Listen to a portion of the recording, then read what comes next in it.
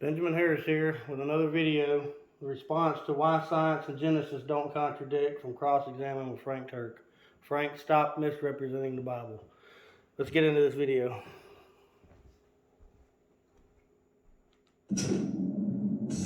If you consider parts of the Bible that are consistent with science to be evidence of the Bible's divinity, do you also consider parts of the Bible that gets the science clearly wrong as evidence against its divinity? Okay, the question is, what science are they talking about that contradicts with the Bible?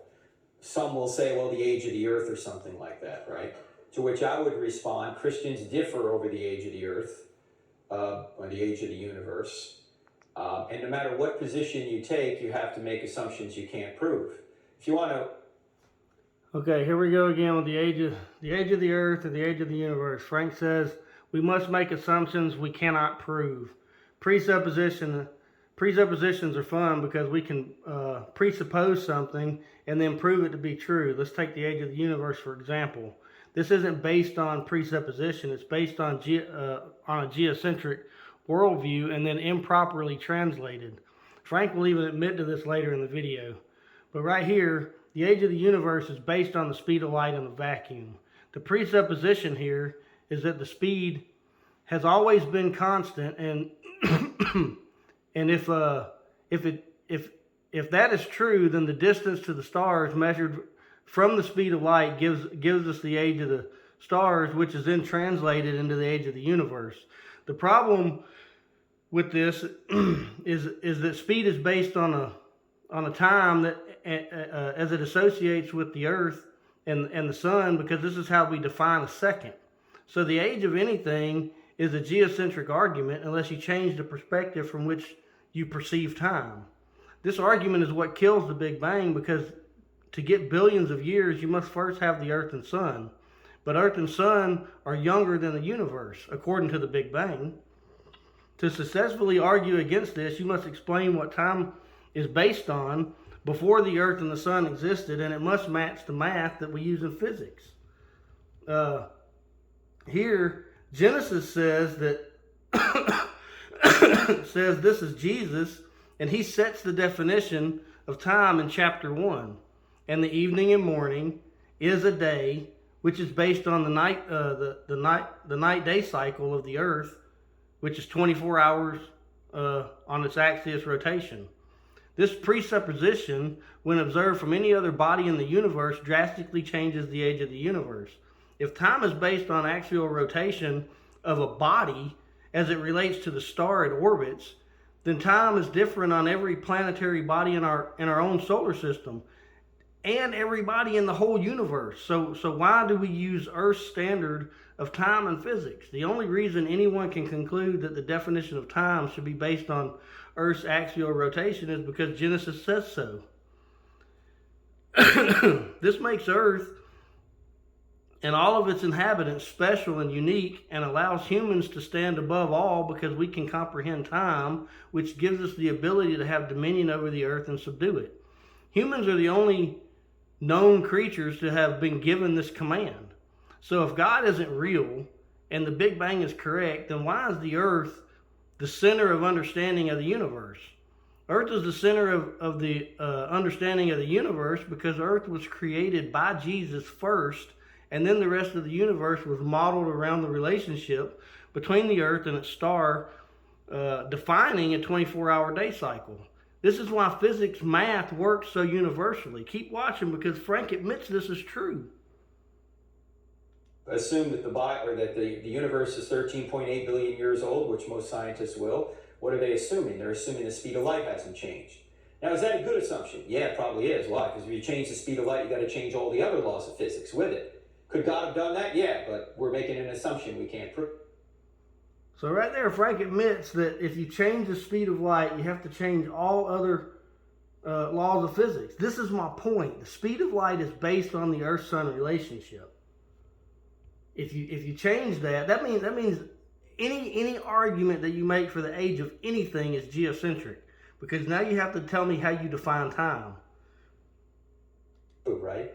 If you want to say the earth is young, because what the Bible appears to say, you've got to make assumptions you can't prove as well.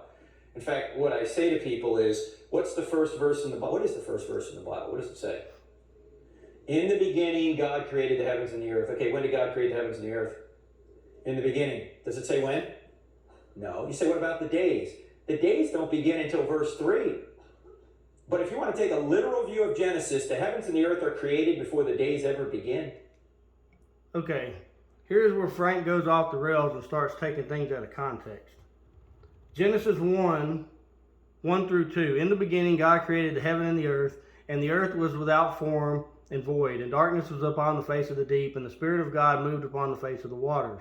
So far, God hasn't created anything. It simply says that in the beginning, God did create the heaven and the earth. But what about the water?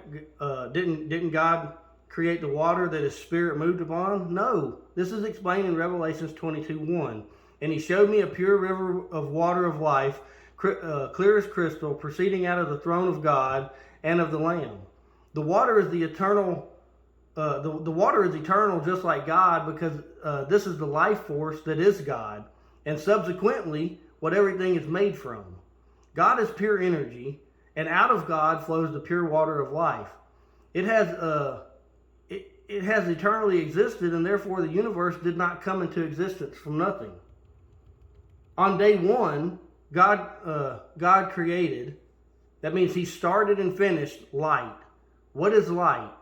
Light is the origin of life, as described in John 1, 1 through 4. In the beginning was the Word, and the Word was with God, and the Word was God.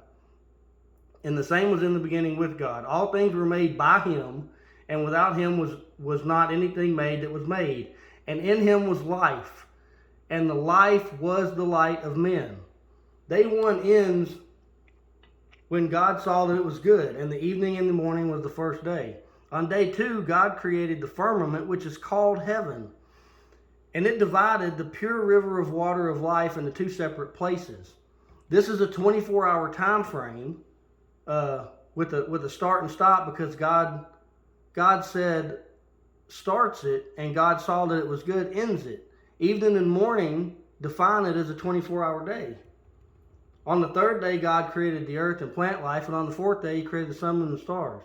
There's no way to misinterpret this, because as Eric Hovind points out, when he was debating Dr. Hugh Ross, we find that in the Old Testament, we find the word Yom occurs 2,291 times, and outside of Genesis chapter 1, it occurs 2,282 times. So that is 9 times in Genesis 1, and the rest is outside of Genesis chapter 1. Now we find that Yom is categorized 4 different ways with no exceptions. Category 1, morning or evening with Yom, is defined as one 24-hour day. Morning with evening is defined as one 24-hour day. That's category 2. So it's morning or evening is one 24-hour day, or morning with evening is one 24-hour day. Yom with a number is defined as a 24-hour day. Yom with night is defined as a 24-hour day, with no exception. So in the Old Testament, outside of Genesis chapter 1, we see category 1 used 19 times, category 2 used 38 times, category 3 used 359 times, and category 4 used 53 times. So a total of 469 times when Yom is used in conjunction with evening and morning, or a number, or just evening, it always references a 24-hour day with no exception. And if we're going to be consistent, then Genesis chapter 1, the days are 24-hour time frames. So when did God create the earth? On day 3. Frank, you have to misinterpret Genesis chapter 1 to get your Big Bang cosmology to work. And then that doesn't follow the order of creation. This is why your acronym SURGE does not work, because it violates the laws of physics and the Big Bang, just as the Big Bang does. How far back was that? We don't know. In fact, there are 4 possible usages of the word day in the first chapter and a half of Genesis. 24 hours, certainly. 12 hours. Why? It says He called the light day and the darkness night. That's 12 hours. A period of time, like an era. Like if someone were to say that George Rogers was a good running back in his day. Well, you guys are too young to know who George Rogers was, but he's on the Williams-Brice Stadium out here, right? Steve Spurrier was a good coach in his day, right? You wouldn't think Steve Spurrier was good for just 24 hours, right? It's an era. And then an unending period of time can be used in Genesis. In fact, in Genesis 2:4, you know what it says? In the day the Lord God created, and that word day covers the whole 6-day period. So the 6-day period, the word day is used to cover 6 days, whatever those days are. And then the 7th day, we're still in it right now. The 7th day hasn't ended yet. So there's an unending period of time when it comes to the 7th day. And if the 7th day hasn't ended yet, and it's longer than 24 hours, maybe the other days are long. We simply don't. Okay, a perfect example of this is you jump from the 6 days of creation to Genesis 2:4, where it says, these are the generations of the heavens and the earth when they were created, in the day that the Lord God made the earth and the heavens. This verse clearly does not conform to the 4 different ways Yom is categorized as a 24-hour day.